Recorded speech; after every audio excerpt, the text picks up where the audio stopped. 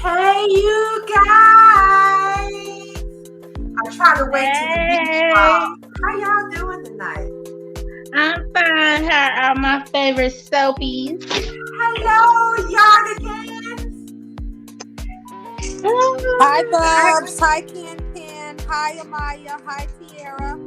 Hey, down. Down. I love y'all. I love you guys too. This is the most fun I have on my weekdays. Me I too, Especially Bubs. playing know. I with was literally doggies. just thinking the exact same thing. When 8 o'clock hit, I'm like, time to get in here with the fam. That's what I say.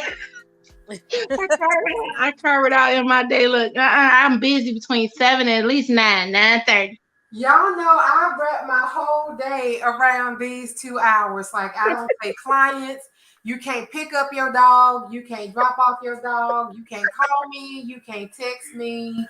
No, these hours are special.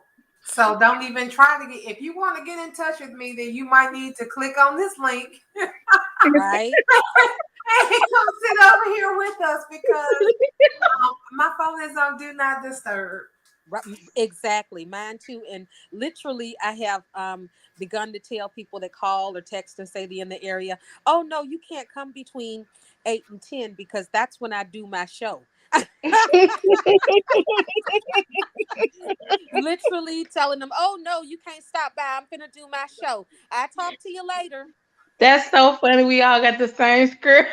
Mm-hmm. But our stories. I mean, we came up on stories, of course.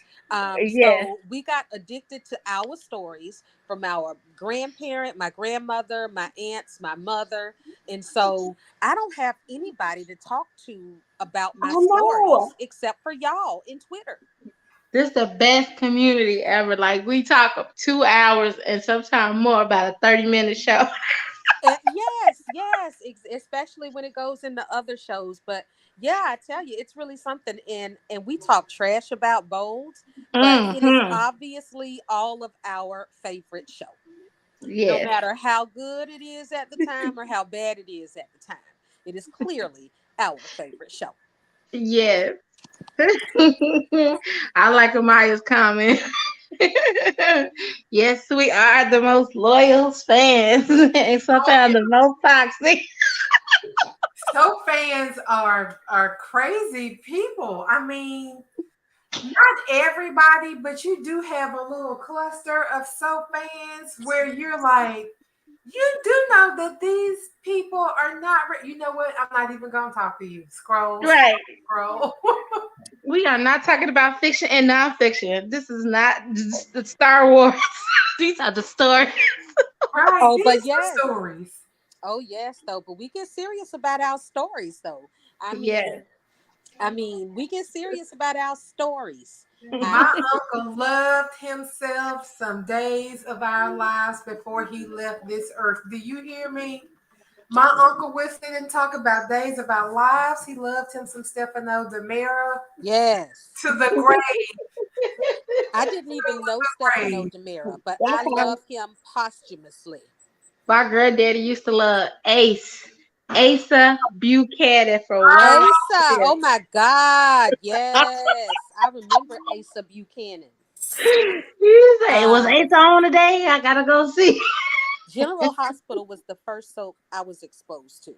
General Hospitals, and I was in elementary school still.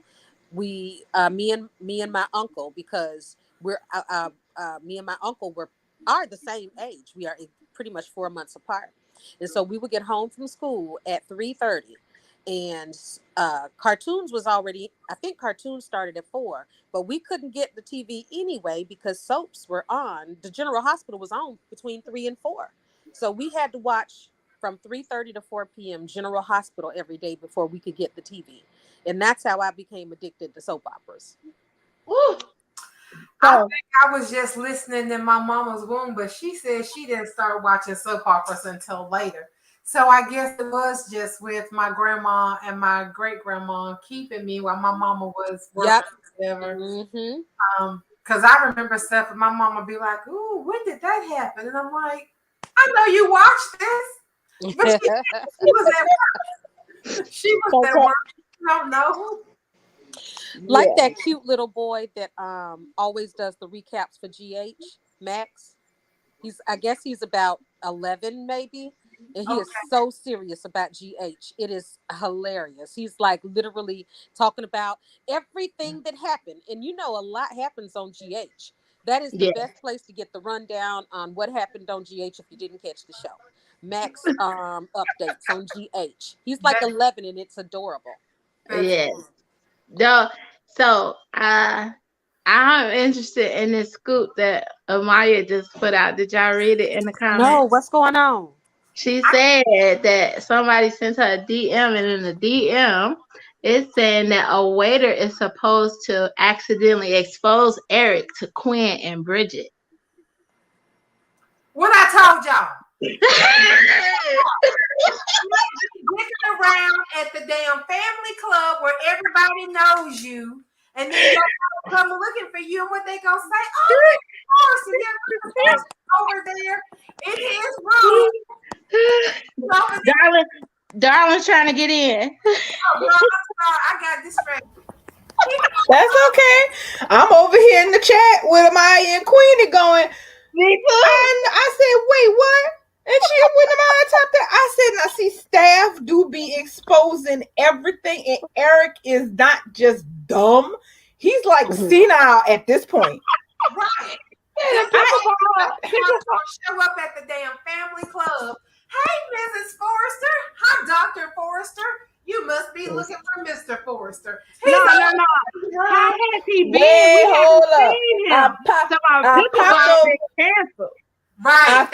I figured somebody on Insta posted it, and I'm looking at the article right now. Do y'all want to read? Yes, please. Okay. All right. It's from SOD. B&B Quinn learns of Eric's affair. Thank you to Maya for telling us that, so I can go look for it.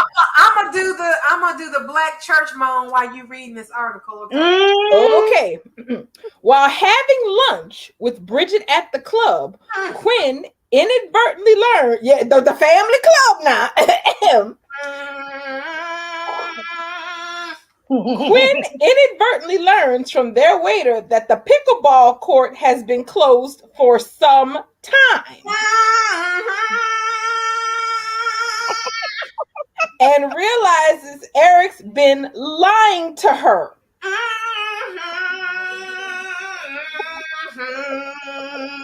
Hallelujah. Thank you, Jesus. Quinn doesn't know what to think, says Renee Sofer. That's when she confronts the waiter and demands to know what her husband is. Go down, Moses. Once the waiter reveals Eric has a private bungalow, this fool been putting this under his damn name. Oh, yeah, that's crazy. Didn't Bubbles say? Bubbles couldn't believe that he was even doing it at the family club. Go ahead on, sister, preach. Quinn and Bridget race to the scene where they find Eric and Donna in bed together. Hallelujah. Quinn is stunned. The most devastating part of it is how much crap she got for cheating on Eric, asserts Sofer. And let's not forget, she didn't just cheat on Eric because she wanted to. She cheated on Eric because he just kept pushing her away. The whole reason she was with Carter in the first place was as a friend, and she turned to him and said, I don't know what I'm doing wrong. He doesn't want to be with me, and I don't know what's going on. So when she had the affair, she knew it was wrong, obviously, but now Eric has a wife who's dying to be with him. She's begging him to let her in and asking, what can I do? She just wants to spend time with him, and he's cheating on her. She is pissed. What I said. Run that shit, Miss Sosa. Run it. I'm glad that the actress understands exactly what the hell is going on. Is exactly everything we have been saying in this group. Go ahead. Yes, everything. The fact that Eric is cheating with his ex-wife, Donna, just adds salt to the wound. It's awful that it's with anyone, but the fact that it's with Donna, who triggered his comeback from ED, and the fact that she's a Logan, it stings. Sofa notes. All of those Logan women hate Quinn so much, but they're totally fine with the fact that Donna's having an affair with a married man. That's not bad at all. Quinn thinks it's just ridiculous. Yes. Once alone, Quinn and Eric have a poignant discussion about their marriage. It's not an eye for an eye, in my opinion, because Quinn had an affair because Eric wouldn't go anywhere near her, points out the actress. Eric is having an affair no matter how hard Quinn is trying to fix everything, and now he's just ignoring her and doing what he wants. So to me, it's not equal at all. Yeah. As for whether this will signal the return of the Quinn of yore, so for Winks, I honestly don't know if that's going to happen. But I'm sure the Logan sisters are going to be terrified of Quinn's wrath. End of That's article. gonna be good enough. That if she don't, that right there, them on them pins and needles, shitting themselves every day is good enough for And me. they should be. I wouldn't be crossing those streets in LA if I was Donna. I want to see Brooke having flashbacks to that slap and just making her shiver. So they didn't make any inference on which way it's going. They scared, but I don't want her. I don't want her to only physically assault Donna and Eric. I want her to go after Eric's pockets. I want her. I want her to Eric's monetarily shrivel assault up somebody. I again. want her to. I want her to I go want after Eric to him be more under than her. so much stress he can't even get a boner, no matter how much honey Donna pours on him. I'm like, I'm like, you see, so that right there. I mean, when we say stupid, I mean, oh, this isn't just stupid. This is literally Eric not giving two shits if he really got caught. Because I'm sorry, Yep. I mean, he's at the club. He's in a room under his damn name, not under a pseudonym, not under Donna's name, his name. That's what we said in the very beginning when Bubbles was saying all about this being a family club, and I was like, oh yeah, he doing that because he been wanting to get caught. We like Sam saying all this stuff we done talked about already. Isn't that funny? But y'all didn't I say that she gonna go fuck around and go to that club and they gonna tell her ain't been no pickleball? Yeah. You did say that. I said the next word, she gonna go there and they gonna find pickleball. No, he ain't no pickleball. No. He can't even build a solid damn alibi, y'all. Yeah, because he keep using the same lie.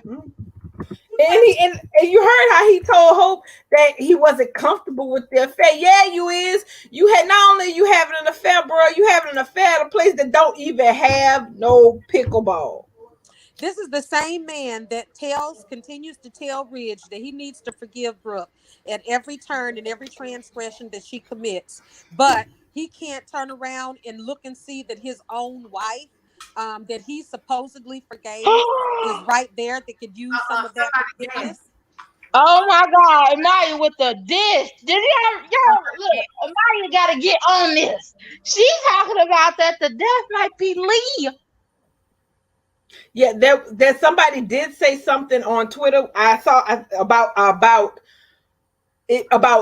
Lee leaving, but about because remember the spoiler said that Sheila was gonna chase her. How do car chases on this show usually end? Man, ask what's her face? That they keep on saying the Thomas running off the road. Emma. Exactly. They're still crying about Emma, who I don't care about. But the thing is, normally, let's see. Well, wait. Amaya said it was on YouTube. Let's see. Yeah, on CBS. CBS accidentally posted it. Yeah, because they probably forgot to tell them to hold it back. Because I know here, where I am in Chicago, they ran last week. No, this was Tuesday's episode. Monday episode. They ran it again today. Right. So it's like in different time zones and different parts of the world, they got different episodes ran today. So everybody got a different episode, it seemed like. Pretty much, because both Casey said that the days that there are scheduled hearings, it doesn't matter what time, but the days that there are scheduled hearings, well, I guess it matters what time, if it runs in daytime, right, that they will simply not air the new episode. That let me know right there that when there's a hearing, that nobody needs to be concerned, because we're going to see the live episode the next full day. So I guess you're right. Somebody let the cat out of the bag somewhere and slipped up and aired the wrong, the actual episode, because Yeah. they're not being affected by the hearings. And I'm gonna go on YouTube right quick because Maya said Bubbles. Fling yourself over to YouTube and see if you can pull up the official Bolden, the CBS account. That clip that Amaya is talking about, it is up there because this was not in today's show. She is 100% right. Yeah. They sent it to my phone and I did not click on it because I thought they were talking about it's entitled the we saw already. No. This is the end of the episode we should have got today, except for the preemption. So this is the end of Monday's episode. It says The Bold and the Beautiful, and it's called Something to Lose. Yeah, Something to Lose. Yes. Oh, hold on. I'm lost. Here we go. Okay, I found it. Something to Lose is Lee is in the front of it. Yeah, She's I got the thumbnail. Okay. So hold on a second. That's so is this Maya coming through with all the scoop. You don't on Monday. We gotta call her the scoop from now on. Oh yeah, that's right. Today is Friday. That's Monday. So okay, but that's supposed to be the Friday cliffhanger. I'm with you now. Right. Okay. Right. Okay, I'm gonna skip the ads, ladies. No problem. Okay. I need to get medicine for Finn. You think you're going to just walk out that door? Yes. And you're going to let me. Because you know what will happen if you don't. Finn will die. And that I won't allow. I sacrificed too much to save our son. You know what? Then I'm going to go. I will go to the pharmacy and pick up Finn's medications. You don't have access to the hospital pharmacy, Sheila. I do. Plus, there are cops everywhere looking for you. This can't wait. Finn came too. He's so close to returning to us. But all his progress will be ruined if I don't get his medication today. Now. I understand that, but it's just too... I know why you're hesitating. But you heard me on the phone with Rich. I could have told him you're here, but I didn't. Like I said, I have so much to lose here. I'd end up in jail, separated from Finn, and I don't want that. And I know you don't want to be separated from him either. But we both will. If Finn doesn't get his medication, we could lose him forever, Sheila. Let me go. Our son's life depends on it.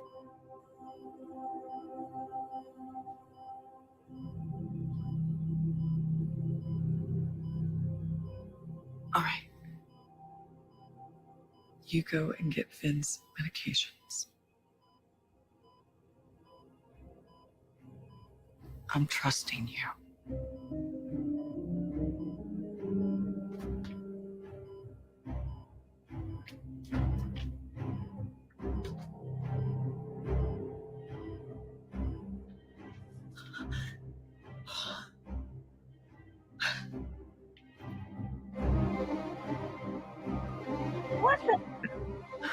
Yes, I need to speak with someone. It's an emergency. I told y'all she is dumb as free. God damn it, Lee. No, right now. This is extremely important. What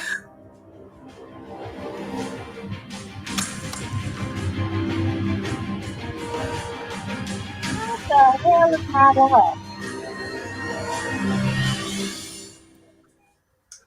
Leah, doctor. Okay, so apparently She done made a bigger Leah lost mistake her than mind. Oh Lord. Oh hey Reginald, you didn't drop in while we was watching this. Like Lee, get out the door. Make the call from the car, man. This is where she messed up. This is where she messed up. She got out the door, decided, oh, let me call somebody before heading out the second door. She ain't got She was Bluetooth in her car. in the house. This This is just dumb. This just Right. like that time Emma didn't call. Emma didn't have to jump in her house in her car to go driving down PCH trying to call Hope on the phone. Her That's ass lazy. could have went to Charlie in security, and that would have been a wrap. But It's she lazy did that to writing. her damn self. It's Just just like Lee lazy. did this to her damn self. I'm Lord. And see, well, guess what? The spoilers about Lee running away now make total sense. Yeah, that picture with her being held up by her throat look like that's about to happen. Look, oh my god, I'm like, oh Lee. Because Yes, first of child. all, But at least Thursday we saw. she got knocked up. Thursday she got knocked over the chair. Friday she getting knocked out. You know what? She hasn't learned yet, did she? You Yeah, messing with a psychopath. So what's supposed to happen is she's supposed to get out the door, and Sheila's supposed to chase her. Right. They say Lee is So supposed to flee in a car, and Sheila is supposed to give chase, apparently. Okay, so she gonna go off Mulholland Drive like Emma. Only I hope she lives to tell the tale. She's probably gonna live. It's probably just like they said, that mysterious, that death that's not really a death. Sheila's probably gonna think that Lee is dead and call Mike to help her out and say, "I didn't kill her. She went over the edge." And so that's probably where that's going. Can they not be on Mulholland Drive though? No, It's probably that's the gonna be only drive Mulholland that got all the No, twisted curves. Mulholland Drive has traumatized me between Thomas and this Emma crap, and then Allie trying to off Steffi on it. I need things to stop happening on Mulholland Drive. Yep, Taylor Yeah, and but Macy was on That Mulholland. was PCH, y'all. That was PCH. Oh no, that was PCH. Okay, you're right. Oh, okay, you're right. But now Mulholland Drive, that's one of the places where Steffi's supposed to have the accident, right? Coming around that curve. Oh, you mean the motorcycle? Do you mean her motorcycle accident? Yeah, she was coming off that. She was not the first one where she lost Aspen, but the other one when just the current one that made her go on When the drug. Bill hit her? Right, because she said she going for a ride, and I think she was supposed to be going on Mulholland Drive. Oh, She But didn't it say was that. the same footage, so Yeah, exactly. It was the same footage. Yeah. yeah. So yeah, guys. on Mulholland Drive, it's a hot mess. But listen, Tanner said there's going to be another twist that he didn't expect. So I don't think it's this death thing. I would hope not, because Casey teased the death back when he was in Louisiana. Mm-hmm. Was Tanner taping then? I think he was, because Tanner, I think he only wasn't taping for like 3 weeks to a month. You know, He was probably taping under that Henry sooner than at that point. He was exactly, and I think that they're right. I think that's true. I think So that then will there's- be. then there should be another different twist then coming. So I'm Maya hoping said it's gotta do apparently with it's going to be a heritage. fake death because Jack is going to save Lee. So that's one way to fix your damn marriage. He Yeah. gonna need to do more to save her. Now this shit Nah, is after her. If he saves her in this circumstance, so let's storyboard this. We are going to put Lee in the category of brave but stupid, because apparently that's what our girl is doing right now. It's unfortunate, but it is what it is. We got to take it how it comes. So if she done tried to dime Sheila out. Sheila catches her.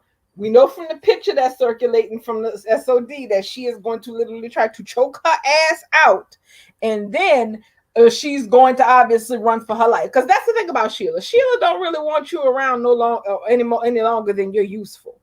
And if she runs and hops in the car and Sheila gives chase, then yes, if we end up on Mount Holland, this is only going to end in one way, because Sheila's not just going to give up and let her get away. Too much is at stake. She could call the police. She could inform the police. I think all this talk about how Thomas drove Emma off the road, I think we may end up having a real shot of seeing Sheila drive somebody off the road, or Lee just having a really bad accident. And Sheila making the assumption that Lee is dead, with Lee being the only person knowing that Finn is alive. So that puts Sheila in the driver's seat of having to take care of Finn and nurse him back to health. Now, if by some chance Jack has gotten his ass back to LA, because we don't even know where the hell he is, and he realizes what's happened, and he manages to somehow save Lee's life. Because remember, she said they was done. That might be how they fix that relationship going forward. And since both Sheila and Lee are criminals that have broken the law at this point, Lee made perfect Jack clear and that. Mike, well, hell, Mike is even a criminal. We don't know what Jack has been doing, but it looks like it could shape up to be Jack and Lee versus Sheila and Mike over Finn. Could be. It could be. Right now, Lee over here talking about something. Oh, I snuck him out of the hospital. Well, and was yes. taking care of him. It And I might signed be the birth certificate. I'm just She like, could lose her you are license. telling a psychopath this. She could lose her license. I mean, soap operas, yeah. I mean, she could lose her license for sure. She's not wrong about that. So that's gonna be the $64,000 question. If we see Lee meet a supposed sticky end, A, is it really the end? And B, if it's not the end, who gets out of it? Because and also this is where the whole secrecy bit is gonna bite Lee in the butt, because don't nobody know that where Finn is or that he's alive except his crazy bio mom. And that's gonna give Sheila a good advantage. She could run off like Amaya. I like what Maya's saying there. Maya's saying that Lee could not Lee, but Sheila could kidnap Finn with Mike's help. Yes, because at this point, think about it. We still don't know cognitively where Finn is going to be when he fully comes out of this. How much he's going to remember, what he's going to know. I mean, first of all, he doesn't even know Steffi got shot. So if there's and remember, that was part of the conversation today. Exactly. When Lee was talking to Sheila specifically asked her, is he basic? Didn't she ask her something like, so what is he going to be like when he wakes up? And Lee was like, honestly, I don't know. Because he's been unconscious for so long. And yes, and he was without oxygen for a long time. So so I'm gonna look at that as what it sounds like, foreshadowing. Mm-hmm. That Finn wake up with serious holes. When he said mom, then he went back out. Sheila was just like, what's going on here? Lee talking about something. You knocked me out. You should have known that was coming. I'm sorry. You have to help him. I was like, Sheila, you out your mind. And then he go Lee trying to get out of there. See, I can Lee have using all these damn rookie mistakes like this. I just don't know how much more sympathy I can have for her. Yeah, that's lazy writing. That's because they just can't put any description. They just can't do better with the writing. I mean, wow. I mean, they could have did anything. They could have had her literally in the car. And Sheila, shows up right beside her or something. They're just too lazy. It's like she's on the other side of the door. I mean, it was the second door. But I mean, they couldn't have let Lee do it outside the second door. Yeah, down the hall, just just a corner. They could have just filmed her in a corner, literally just as tight as it can get, with her on the phone, and then expanded out a little bit with Sheila behind. But no, they too lazy to just have her take steps down the hall. They just lazy ass writers. But listen, also, who the hell did she call? Because 911 don't put you on hold. No, the pharmacy. I think she called. Didn't she say the pharmacy? Because she was trying to get his medication. No, she said. But I didn't Yeah. understand what she was saying when she was actually on the phone. She said she needed to talk to someone. She wasn't calling the pharmacist. She was calling law enforcement. But sis didn't even wait for herself to get clear of the damn room. I mean, I would have kind of gave her a bit more leeway if she had been walking down the hall or something or on her way to her car. I'm like, and Sheila jumped out on her. I mean, she didn't even fully close the door behind her. It's just like they just too lazy to put any effort into Lee trying to secretly make a call. You know, that's the kind of thing that's infuriating with me. But I'm just going to digress on this. They gave her 3 opportunities to outdo Sheila, and she done failed miserably, and that's terrible. That's terrible. I'm over her now. Like each one of them times she got knocked out. Now she finna get held up with her throat getting choked. She about to get force choked by Sheila like she Vader. Hopefully, And- She'll open that door like, I don't know who you think you calling, but you ain't going nowhere now. uh-huh. No, she looked at her like, you silly bitch. You didn't. You just right here. You in front of I can me. hear you on the other side of this wall. This Like- ain't nothing. This ain't nothing but drywall. So I know that most of y'all watched today's show yesterday. I didn't watch today's show yesterday. Mhm. So today was the day where Hope came in to talk to Eric, right? Yes. So y'all might have talked about this last night while I was walking around and in and out. but- No, not too much because everybody hadn't seen it. So Right. we were gossiping about lots of stuff, but no, we didn't was go into only deep talking detail. about Carter with his funny self. That's the most thing don't we even talked get me about. started on Carter. After what he did today, You know what? Let's get, since you went there, let's get started on Carter. I was gonna say, Good Lord. Carter this because we gotta fool talk about literally is crazy. I He think tried- everybody got something to say about Carter. Everybody should get a turn too. He So looking I'm at gonna put Quinn- myself on mute and let's get started on Carter. He looked Yeah, at that- Quinn like, I wanted you, about to put the ring on her finger, and then he was like, oh, I can't do this no more. I gotta go to Paris. What? What? Yeah, that whole interaction with him and with Quinn had me in You stitches. about to put the Especially ring that Quinn gave you on her finger, but then change your mind 5 seconds later, talking about something. Oh no, it's for Paris. I gotta go. She didn't even give it to him. She was showing him the ring, Yes. the new jewelry line, and she was showing him that particular ring, and he just slid it on her finger and then yanked it off. I'm like, bruh. he went into panic mode. Like, who does that? Like, I mean, besides the Spencer, like, who really does those things? Take Carter, borrowed jewelry. working on you guys. I'm sitting there like, are you crazy, sir?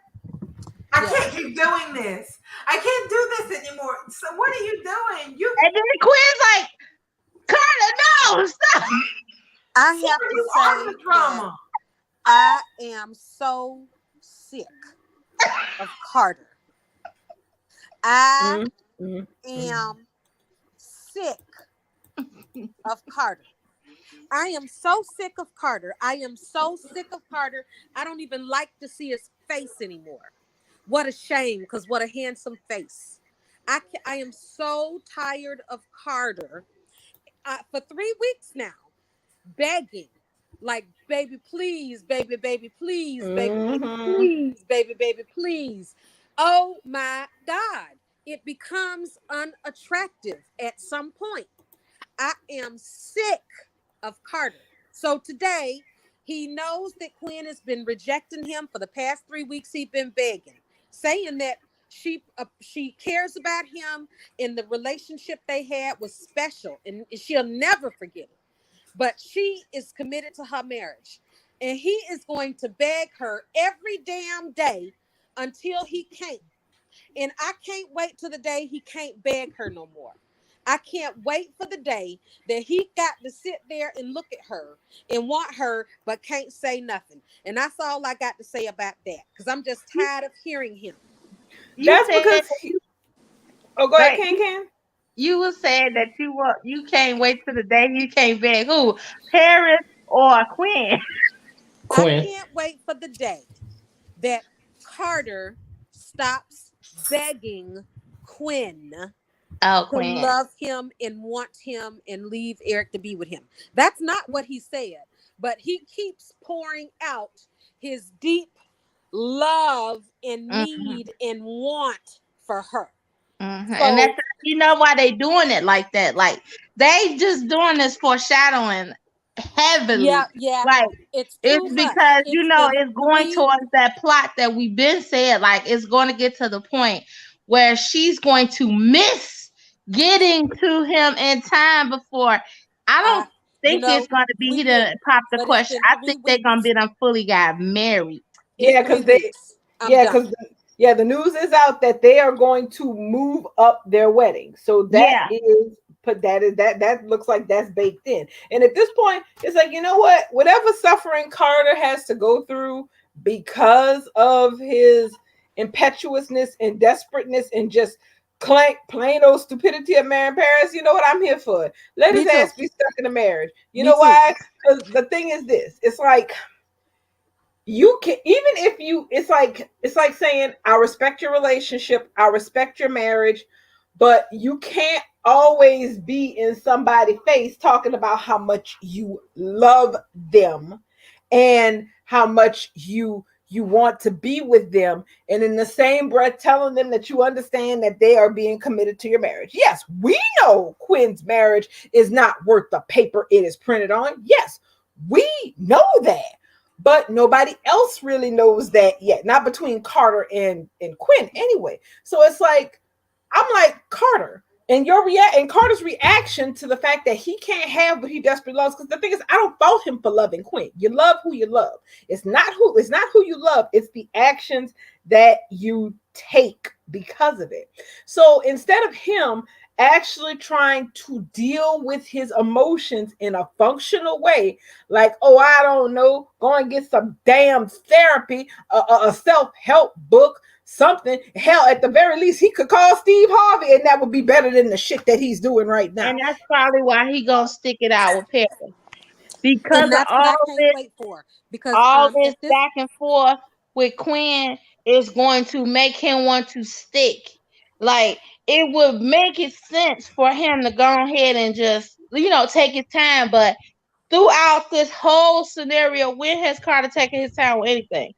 So it's not going to happen the way that we've been saying it should, because it hasn't never done it. He's going to pop the question, and they're gonna probably get married the same day that he get her the ring. Yep. Yeah, I don't know how fast they do it, but at this point, I'm anti-shipping Quarter. I just can't. I don't think that Carter deserves any happiness right now. Carter has. You talk about Lee getting on your nerves. Carter has literally got on my last damn nerve. Literally my last nerve. He literally begged and begged. Well, let's not say begged, because he didn't ask Quinn for anything. But again, it's Friday. This is a full third week. Yeah. Full third week of Carter expressing and outpouring his heart to Quinn, one-sided. Yeah, it's So like the one-sided. You feel me? It's one-sided, and it's been one-sided for 3 weeks. Yes, we see that Quinn has love in her eyes. That's not the same. It's not the same. So I'm just tired, and I want him to go ahead and hurry up and make that big mistake he's going to make. I can't wait for Paris to say she's pregnant, and for her to further keep Quinn away from Carter. And I want Carter not to be able to say a damn thing, because Ridge knows, Paris knows, Grace knows. Everybody gonna know what Carter's been up to, and I just want him to suffer badly. And that's going to give him what everybody been saying they want him to go ahead and have. He need to have a baby. Okay, it's going to give him that baby that he been wanting so bad. And also, it's going to keep him locked to her, because Carter's not going to, he's like, I tried.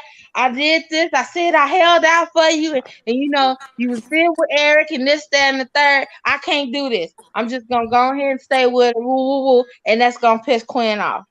I hope so. I hope so. It would be what he deserves. No, here's the thing. Quinn is going to more than Eric. Well, Quinn is going to try to convince Carter. She's going to tell Carter point blank that he should not propose to Paris, because he is going to regret it, because she knows he doesn't really love her, and he does it anyway. So I'm like, you know what? Godspeed. You go ahead, bro.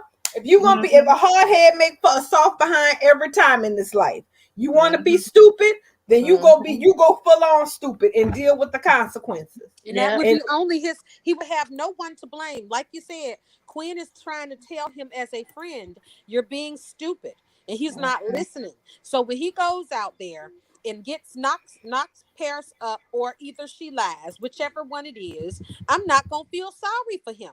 I'm gonna be glad that he made that decision. against his own better judgment, against Quinn telling him it's stupid, and him and great, and he's using Paris. I don't even like. He's using her. He's Exactly. using her. So yes, he's going to deserve to not get Quinn in the end, just like Eric doesn't deserve to get a boner once he gets Donna. Because we back on exactly what I said before about his ass in this love bombing crap he's doing. Because when after Quinn tells him what she has to tell him about, about how he shouldn't propose to her, he goes run. Paris ends up. The article says that Paris finds Carter in a serious mood, and he insists that he doesn't want to wait on their future any longer. Paris expresses her concerns about his plans, considering he just told her that they weren't meant to be. And then Carter professes his love and admits that he needs her. So that makes, again, Carter's the villain. That's even worse. This is exactly what we were talking about earlier this week. Yeah, that's literally the conversation that you and Darling had earlier this week. If she asks him, and she literally is going to say, she's got doubts. That's what I said, and that's exactly what I said. If she come out of her mouth and asks him, and he still, then that's a heavy manipulation, and that is terrible because now you not only are you lying to yourself, you done lied to this girl. Exactly. He's because yes, let's be clear. He is lying to her. Yes. This is not a tale of a man torn between two loves. Because the thing is, I despise Liam Spencer with every fiber of my being. But I can say with all honesty that when he lets the words "I love Steffi" and "I love Hope" fly out of his mouth, he actually does love both women. A little bit less than he loves himself, of course. He's first, but yes, he actually does love both women. Carter is not in love with Paris at all. No, he's not. Correct. And that's terrible because it's because he dumped her. Remember before he cut her loose and he was free and clear. And he ran in there and shoved his tongue down her throat and dragged her back in. So and you sit up there and you tell her what you tell her this after she asks you this question, you knowingly lying to her. So that's gonna tell Carter ass for me because it's like you're doing wrong, yet still you choose to do whatever it is best for you, not what's best for her and everybody in the situation. Which is to tell the truth, because you could tell her. I thought it was gonna work out for me and Quinn, but I can't go down that path with her anymore. Woo. Since you want to be with me, I'll go ahead and I'll be with you. And see, give her the option. Don't take her options away from her completely. Give her everything that because in that case, you won't be lying, and she'll know her fact. Like she'll know what she coming at with you. Exactly, but she doesn't. She's literally a young lady, very young lady that Carter literally had to help her understand and take advantage of her own finances. That she told Carter that she was not ready for marriage, and that's why he involved himself in her relationship with Zendaya to begin with. So this is 40-year-old Carter. Getting involved with this young girl behind his friend's back, then dumps the girl when he determines that she wasn't sufficient enough to get over Quinn. And now that he's dumped her and Quinn will not relent and fall into his arms again, now he wants to run back and grab that girl to try to heal him to, get under her so he can get over Quinn, basically. And you know what? And that's another thing. I hope that she pulls the reins in and realize, hell, it's not even been 6 months to where I turned down Carter. I mean, I turned down Zendaya with his almost marriage proposal. Why are you coming at me almost 6 months later with the same shit? I'm not gonna change my mind. I'm still in the same prime of my life as I was with Zendaya.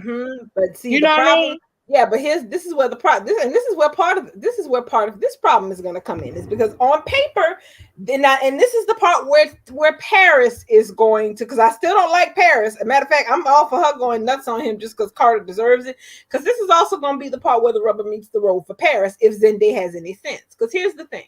You know how somebody will say, I'm not ready to do XYZ, and the real truth is they're just not ready to do it with you?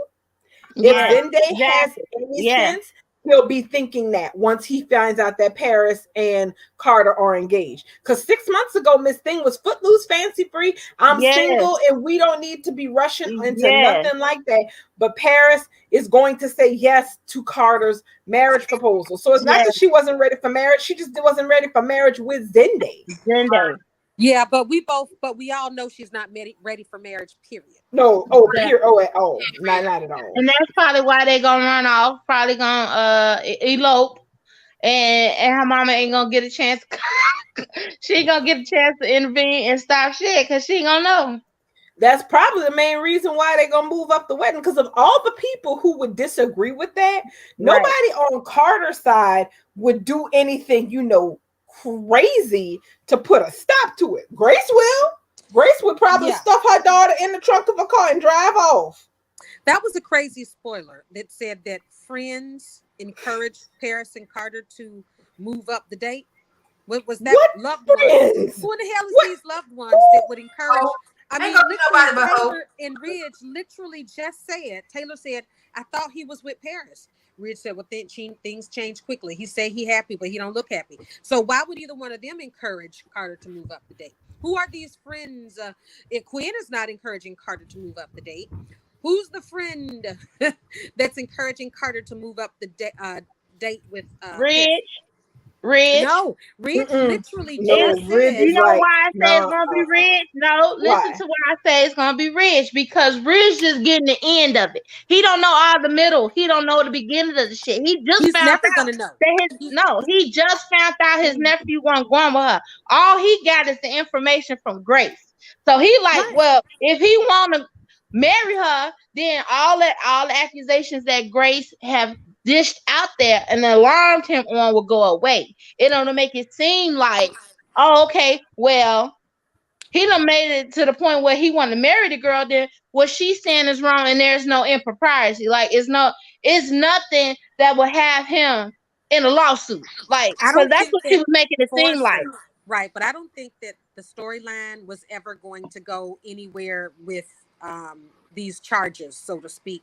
I don't think that Ridge is going to make the complaint that Grace made against Carter into a reason that Carter may need to go ahead and push up the wedding. I don't foresee that, because we all know Forrester Creations is not that type of business that gives a damn about HR issues and having sex and talking and kissing and romantic relationships in the office. So I don't believe that Ridge is going to be one of those people encouraging Carter to move up a wedding date with Paris, since he literally just told Taylor, things change fast around here. The guy says that he's in love, but he doesn't look happy.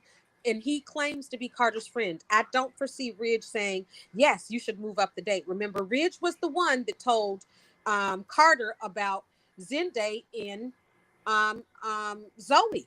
He's not going to.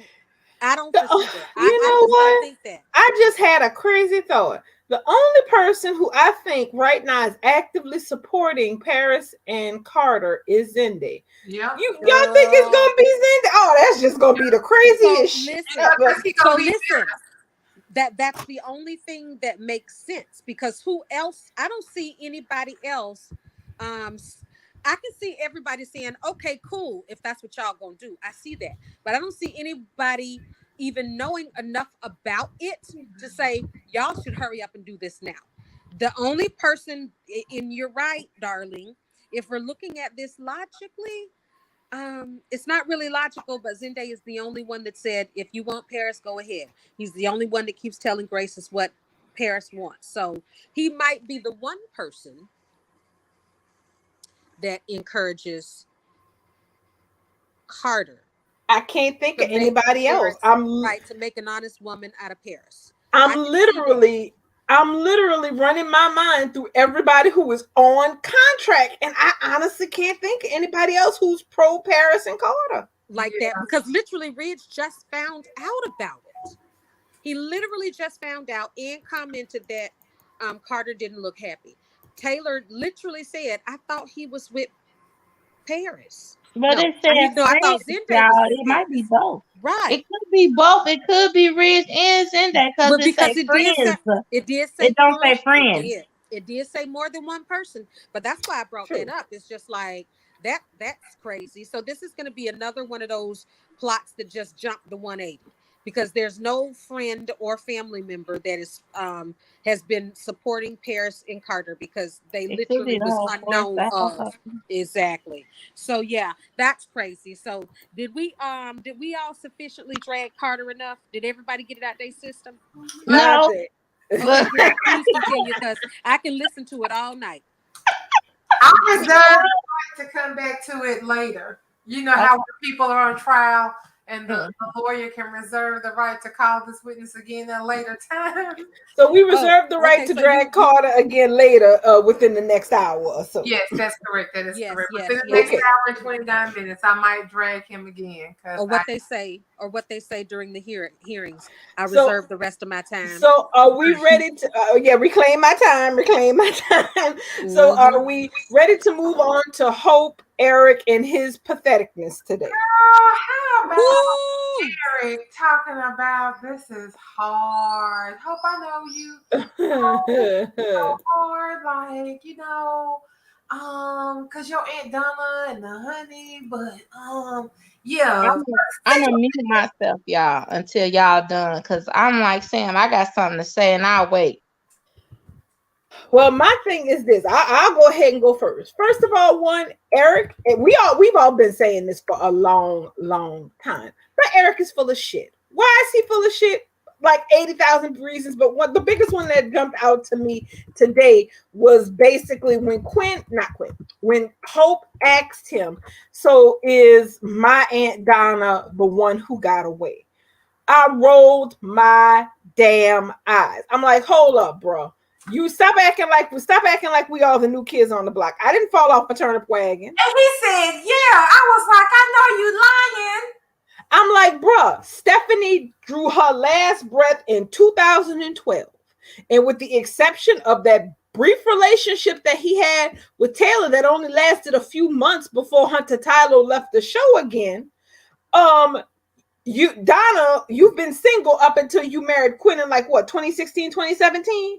Donna was sitting at the damn front desk with Pam all this time. So if she was the one who got away, her ass was right there, bro. You could have been dated her, hooked up with her, Exactly. got married her. So don't be sitting up here spewing this she's the one who got away. It's not like Donna went to Europe and disappeared for years and you just had to move on with the next best thing. I was like, ooh, I'm like, that not only is that stupid and it don't make no sense. I was like, that's stupid. That has no credit. There's no credibility to that, period. And anybody who heard that should know that's a damn lie. Right, because he was free and available, and they didn't find their way into each other's orbit. When did her and Nick break up? Was that before or after Stephanie died? Who? Remember when she was with Nick? They didn't really show them a lot on screen, but she ended up dating Nick right before he left town because she was another one of Jack's temporary stand-in mamas. Y'all don't remember Donna? that? Yes, honey. Donna has dated Nick. It was off screen. She dated Nick? It was off screen. And she's like, yeah, things didn't work out between me and Nick. I remember I think I remember what you're talking about because she left with him on that damn boat. Right. I remember what you talked about. I know what Girl, you're I talking must have blocked that shit out. So listen, Yeah, it was very brief. It was very brief. It was brief. Yeah, it was real brief. And then next thing you know, she leaving. And I think she left. I think Jennifer Garens left to do outside projects. And that's why it was like that. So so Donna was also raising Jack Maroney, Girl, everybody raised Jack Taylor and Yes. Brooks, his damn scrambled eggs. Yes, yes, yes. Child. scrambled eggs So- Maroney. I love that. That's what we gonna call him now. What? Little scrambled eggs Maroney. Scrambled eggs Maroney. Little So scrambled- listen, Eric. So who else got to talk about Eric before me? Go ahead on. I reserved it at the end. Go ahead. And I ain't say okay. nothing. I ain't say my bid yet. Go ahead, fam. Eric. Eric, I'm not a bad person. You're not? Oh, okay. Is Quinn a bad person? That's what I wanted to ask. I'm You not a pick bad on that person. too, huh? Right. I Right. mean, literally. Okay. So you're having an affair and you're not a bad person. Okay. Quinn had an affair. Well, can we call it an affair? She had a Barely. She had a night. what She had an is this? all-nighter with Carter. And Right. she didn't go back with Carter until after Eric dumped her. So she had a one-time all-night. She had an all-night, one-night stand with Carter. Broke it off physically, didn't they? Mm-hmm. Yes, Okay, it I is. thought so. It was because remember it was a one-night stand, but it was an all-night stand. Yep. They didn't touch until they got caught, and that's when they started sleeping together. Because remember, we all said, well, Eric forbade Carter to touch Quinn after he dumped Quinn. Who in the hell he think he is? And remember making a big point of that. But my point was, Eric declares himself not to be a bad person because he's having an affair. So I wanted to ask him, so is Quinn a bad person for having an affair? If she's not, why do you find it so hard and difficult to move on when you can see that all she's doing is being around and picking up every crumb you drop for your attention? So if you're not a bad person, is Quinn the bad person? And Of course then, he is. Of after course that, he is. You gotta have a scapegoat. exactly. So after he declares that he's not a bad person and that he's not proud of what he's doing, and he listens to Hope, and I don't get me started on the Hope side of it. I just won't. And then he determines that yes, maybe he does need to make a decision. Really? You just determining that you need to make a decision? I thought you had decided that you needed to end things with Donna. So here we go with Eric being a true whore. I just cannot with Eric Forrester. He has become disgusting in my eyes. Truly disgusting in my eyes. And I say that because this is a man who only shows up when his dick is involved. We see Eric do nothing into the like of being a patriarch at all of the Forrester family. I've not seen it. I've not seen it in forever. I see him always show up for Brooke though to nurse her with one of her breakups. But he's not a patriarch at all to his family. But he's always on screen and on deck for something about his dick. I'm just disgusted by Eric Forrester. I love John McCook, but they have ruined this man, this character. They done brought the hoe up out of retirement in my terms. And it's like this. Eric has always been a male whore. Forget it, male whore now. He has been always been a hoe. He always been a hoe. And in the sense of every word, it just baffles me. If you just gonna do the things that come natural to you, why keep getting married? It's like you feeding this obsession, and that's what it is to me. He is obsessed with hurting women, and it's like he can only do it if he has a so-called justification for it, and his justifying it, he's like getting he's getting rooted on by these Hogans. Is disgusting. It's like Hope. Okay, you don't want to talk about it? Let's talk about it. Hope, first of all, Hope being this moral compass is so fucking laughable to me because any honestly, interaction, it's a soap. Nobody has a moral compass on this show when it not comes at down to what all. the hell they want. So it's Nobody is. ridiculous to act like anybody does. Nobody has died on the cross. Nobody has sacrificed themselves for their own, for somebody else's full benefit. I mean, you know, I'm a full Steffi supporter, and I would say she about the only one who has sacrificed for her for somebody else. Anyway, I digress. My whole thing, like you were saying, Sam, he's making it seem like he did all this and he don't normally do this. He's normally a good, kind-hearted, easily pushed over type of older guy who got taken advantage of by Quinn. Excuse me. Excuse me, when did this happen and when did you become this person? No, this is your MO. This is what you normally do. He had every opportunity to walk away from her, and instead of walking away from her, then this part pissed me off. It's like he choosing to degrade her and to just outright humiliate her because his shit came out. Now, you didn't want to have any type of emotional connection to your wife. That's on you, bruh. You keep taking up all of Brooke's her claims. You know, she put herself in all these predicaments when it comes to Ridge and their relationship. And you keep picking up her slack. And instead of you supporting your wife and telling her, you know what, I'll just, whatever happens between you, I'll stay out of it. No, you take it upon yourself to just emotionally withdraw yourself from your wife and take on Brooke calls. So I want you to sit up there and say what it truly is. You wish you could still be back with Brooke. So you living vicariously through your son. And you keep doing this, and you don't want your wife to get upset at her because you don't want Brooke to walk away from your son.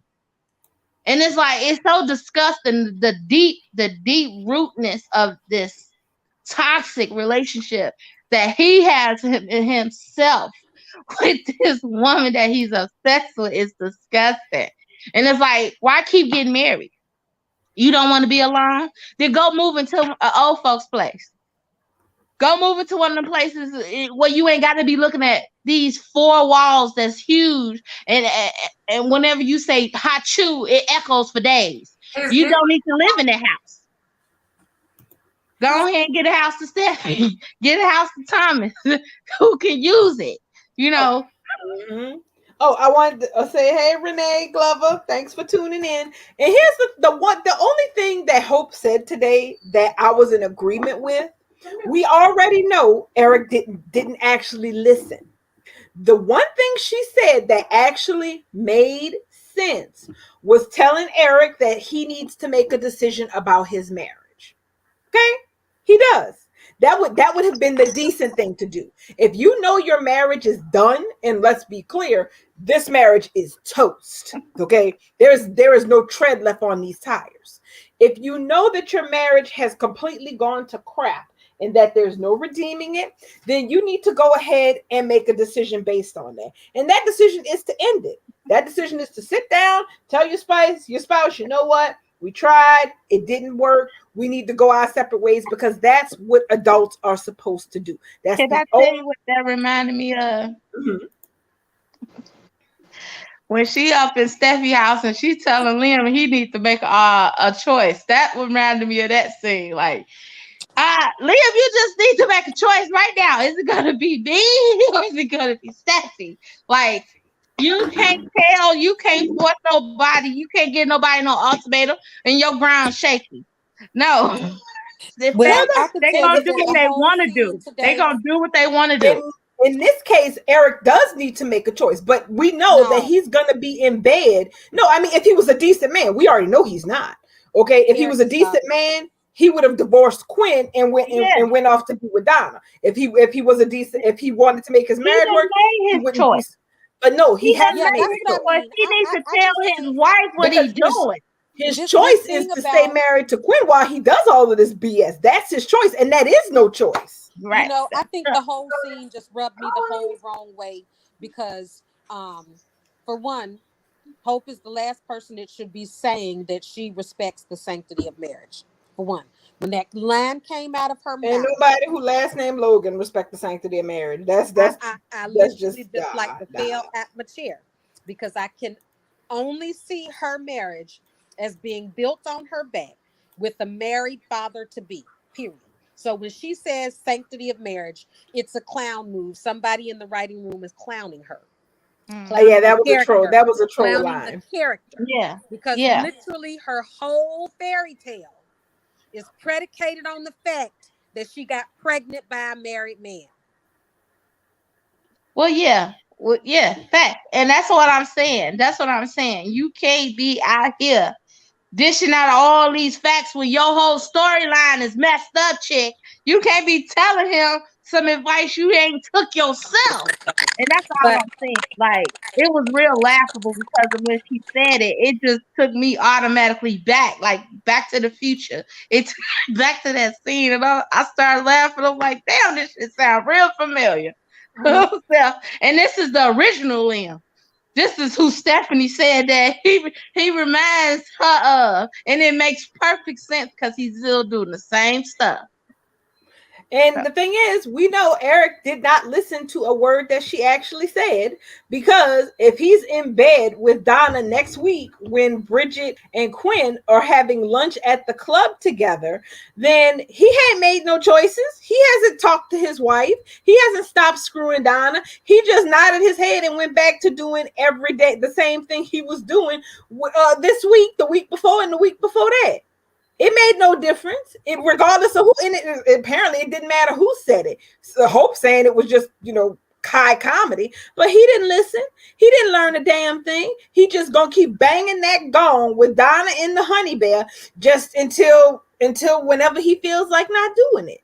And that's the real chick part, is that if Quinn don't catch him, which we know she does, he's not gonna tell her. He's not going to end it. He's not going to let her go on about her business and do whatever the hell she wants so he can go do whatever he wants. And that's what makes this beyond trifling. That's what makes this cruel. Child, Yeah, it's disgusting. where were his raggedy ass? I forgot who it was on here. Somebody was saying this yesterday, that this whole storyline where two beautiful women is fighting over this 80-year-old geriatric whoremonger is just beyond me. Like, if this is not the pinnacle of misogynistic men driven lines, like this is so disgusting how this is a storyline, but at the same time, it probably is happening in California. This, like we were talking about yesterday, all these these apps with sugar daddies and sugar babies and stuff. This is written because and whatnot. It's true somewhere. Yeah, it's true somewhere. So I would just think that if it's a heavy populated fandom, mostly 18 to 49-year-old females, women, I would think that these type of storylines would not be pushed so much. And it's like constantly being pushed. But I digress.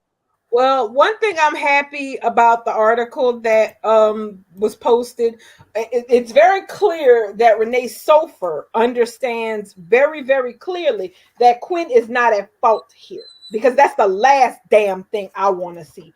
Because one thing that got on my nerves the last time was how badly Quinn blamed herself for the state of her marriage and things going off the rails. She really blamed herself. She blamed herself hard, even though we honestly knew from everything that led up to her and Carter having that night together that there was a lot of blame to be had. There was blame to be had on both sides because Eric is a disrespectful POS when it comes down to his wife. Well, it don't look like we're going to have to sit through that BS this go round, because the actor seems really clear that, yeah, this is not comparable. this is not the same thing. He's sitting up here having a tryst, and obviously from what the damn waiter tells her, understanding that this has been going, she's going to put 2 and 2 together and actually arrive at 4. Meaning every time this man told me he had to go to the club for pickleball or something, this is what he was really up to. This is what was really going on. So that means that this has been going on this could have been going on for the last whole 6 months. Mm-hmm. And that's the we thing. do suspect that it's been going on since October, November, when he fired Donna. So pretty much, exactly. We gonna go with that. Supposedly fired Donna. Yeah, he just gave her another title. Exactly. He done gave her another title. Instead of paying her a check, he paying for that room. And yeah, it was a lateral move. Exactly. Ding, ding, ding. And there is no and there's no pickleball. The pickleball courts are closed. What? Pickleball that is court going to be so funny.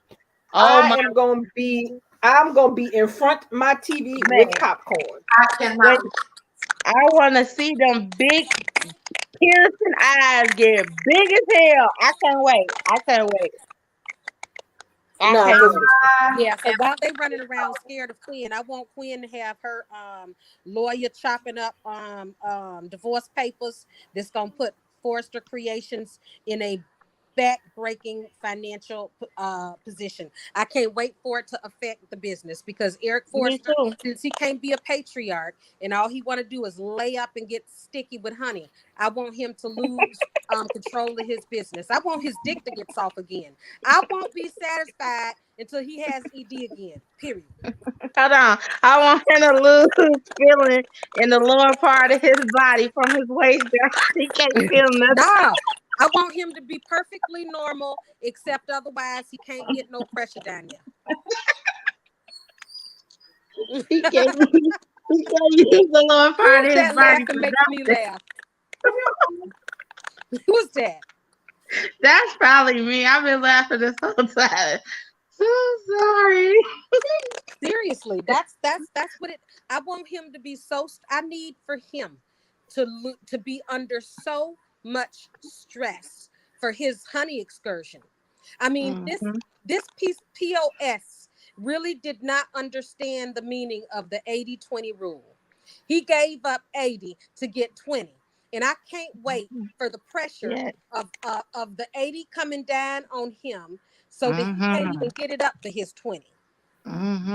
Say that again. He done gave up his 80 for the 20. Yes, I know did. that's right, Sam. That's exactly what he did. He gave up his 80 for the 20. All Donna is giving him is a boner. Yeah. They can't do nothing outside of that room. So now Quinn Artisan Design and has formed it into has signed on with Forrester Creations and have brought wealth to the company, brought wealth to the family. But Eric is so stuck on his penis that he can't visit his granddaughter. He can't approve ugly dresses from the future line. He can't be found to sign off on legal forms that Carter needs, all because he is wrapped up in honey with his 20. I can't wait for Quinn. And that's the thing. Quinn brought, like you said, she brings something to the marriage, to the family. And whose phone is that? Is that mine? Y'all hear it? I hear it. I think it's you. That's me? Yeah. Is it? Okay, I don't hear it no more. Stop. Yeah, it looks like it stopped. Okay. So my thing is, like Sam was starting to say, that he gets this wife, Quinn. She brings something to the Forrester brand. Bring something to the family. Just like Stephanie brought a whole lot to this family. And without her money, would never have been no Forrester Creation. Now, I will say one more time so everybody understands. Although Brooke won shit, at least she done something. Donna was married to him. She ain't brought shit to the family name. She brought shit to this Forrester Creation. She Every took. time Just some now she paperwork finna is take messed up, again. it's Donna's fault. Every time Yeah, some paperwork is messed up, it's Donna's fault. Every time something go yeah. wrong in the paperwork, it's Donna's fault. Not only has Donna not contributed anything to Forrester except in typing up some memos and sending emails, she's probably actually cost them a small fortune. Pam Indeed. did not need any help being a head secretary, but they gave Donna dumbass a pity job because all she can do is sit up somewhere and look pretty and store honey. And Well, that's something. they fixing to find out because they done fucked around and I can't wait. Me neither. I want repercussions. I want financial repercussions because Yeah. that is exactly what Eric has coming. And That's right. it would make sense that he would lose a lot because when he was married to her last time, he lost a lot of the company. And now that he's going to be back with her, it would make perfect sense that he lose some more parts of this company. Absolutely. Of course. I mean, if Eric is going to cheat on his wife and laugh at her with the honey whore while she's worried about him, she calling to check in on his whoring ass, and he's laughing at her while he's in bed with the tramp. Yucking it up. I mean, I don't know what woman 18 to 49 thinks that's cute. I don't know what woman 18 to 49 would not want him to pay in court. I don't know what woman would. Quinn's work. Quinn's work brings fortune to Eric Forrester. She's just not some piece of ass. Nope, she brings money. um, Hardcore Definitely money. not no just a piece of ass. We could see that they ain't been having sex all year, so she definitely ain't no just a piece of ass. And she brought her own brand. She brought her own money. This is what I'm saying. These are the women that he chooses to marry and do wrong against. It's the ones that bring something to the plate. She Right. bringing half the damn table at this point. She done brought the knife. She done brought the damn chairs. She done brought the fork. Kittens. And all Donna doing is pulling the chair to the table and eating, freeloading. Mm-hmm. That's And what then to make it worse, Eric has given zero, just like he did before, because this is a pattern with him. I'll say this much: this is consistent about Eric. He never thinks this shit through, ever. He has not considered for 2 seconds the repercussions on the business of him choosing to do this, to behave in this manner. Now, see, it's not that him and Quinn couldn't have got a divorce and he couldn't have gone on about his business and did what he wanted. He totally could have did that. But now that he's made a complete fool of her, and she had to find out from the damn club help And you that know, her husband was making a jackass out of her and would continue to make a jackass out of her, that now it's a matter of, well, what the hell? As far as I'm concerned, I am here for Quinn turning her heartbreak into something else, because she's going to be brokenhearted, not just because of how Eric has done her, but because also she's going to feel like the window for her and Carter has closed because he's married to Paris. So she's going to be sitting there thinking, I'm on my own again. My marriage, despite my best efforts, I'm on my own again. Well, honey, no, I'm like Ivanka Trump on that. I'm not Ivanka, Ivana Trump. Don't get mad, get everything. And that's my and to answer Renee Glover's question, no, there's no prenup, and Quinn is entitled to half of everything. Matter of fact, because he's doing the wrong, she could get and ask for whatever she wants. That includes anything with the business and anything to do with their home. She can get whatever she wants at this point because he's the one who's doing the wrong. And someone proposed an interesting idea. Now, of course, if they come up with this, I'd be surprised, because I don't know, but the writers have been, a little taking a different tack lately, so we don't know. There is no prenup because when he drew up a prenup, Quinn signed it and he tore it up. That apparently is apparently men on this show like to draw up legal documents and tear shit up after women then sign them. I don't understand it. I guess they think it's romantic. It means they're all jackasses. Exactly. So when they decided to try to get their marriage back on track after everything that happened, it would not have been out of hand. Of course, there's no indication of this on screen. It would not have been out of hand if they had decided to have a postnup drawn up, because people do that after they get married. They do decide that they want some kind of separation of assets and do a postnup. So that could have been something that was done. But what I would find absolutely intriguing is if Eric, having decided he wanted to work on his marriage, had a postnup drawn up, Quinn would not have objected to it. And they would have shown that, just like they shown all the other documents that was drawn up, just to be stricken down illegally. If any such thing happened, I would imagine that there would be an infidelity clause in there. If that happened, I would laugh my ass off, because Eric would be the one who screwed himself with that document. Exactly. If such a thing did exist. It's a moral clause inside of the Forrester contract, and it's also one inside of the supposed prenup. But here's the thing: Quinn also has power of attorney.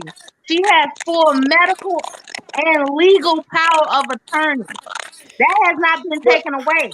Well, yeah. Now, Eric, that goes into my Eric needs to have a coronary, because that's the one thing about power of attorney. It only goes into effect if the person's medical issue takes them out and they cannot make their own decisions. This is why I wanted Eric ass to have a whole heart attack and end up in somebody's hospital, because that power of attorney would put everything in Quinn's hands, and she could do whatever she wants. Well, now, as long as the bastard's up and running, unfortunately, the power of attorney isn't going to do her much good. How about this for a twist, though? So, because we know that he and Donna are going to be rewarded for their little cute, little sweet and innocent tryst, what if Eric still has a heart attack and Quinn still holds his power of attorney because his dumb ass forgot to switch the paperwork over? I would love it. I don't care. I'm just... Yep, go ahead. I'm sorry. I think that would be great justification to have Donna being Mrs. Eric Forrester, but completely powerless, because the former Mrs. Eric Forrester still holds all the power of attorneys for everything. I love it. Me too. That would be I love that about as much as I love for him to just be real incompetent, because that's even better. A lot. And I'm not going for this I'm not a bad person shit. I don't care. Yeah. I don't care how much you say you're not a bad person. I don't care if Hope agrees you're not a bad person. I don't care. He needs to pay in a big way. Yes, the heart attack needs to happen. Quinn does have at least a medical power of attorney. She probably has more than that at this point. And I don't even want Donna to be able to marry him. I want her to still be the slut on the side. I want her to still be that. She don't even deserve to hold that title as a wife. Well, honey, he said that he's missing something that he gets from Donna. And if him and Quinn end up breaking up, then what's the hold up now? You can have full access to have Donna in your life on a permanent basis, the way you making Hope believe this little fantasy would play out if Quinn wasn't in the way. Yeah, and how stupid is that? I mean, she says she sits there and just claims that she's so outraged about the adultery and affairs, but then sits right there and just goes right along with it. Well, I mean, since you put it that way, it does sound kind of sweet. I know, exactly. It's just like, really? I mean, I don't know who the powers that be are trying to convince that this shit is sweet, but it's not. It's gross, and we need Quinn to make him suffer. I'll say this. Eric needs to burn. Like, put him at the stake like Joan of Arc. I need him to burn and burn good, because you can't keep doing this to these type of women and not expect and not to get some drawback and to get some heavy 3rd-degree burns. I like seriously.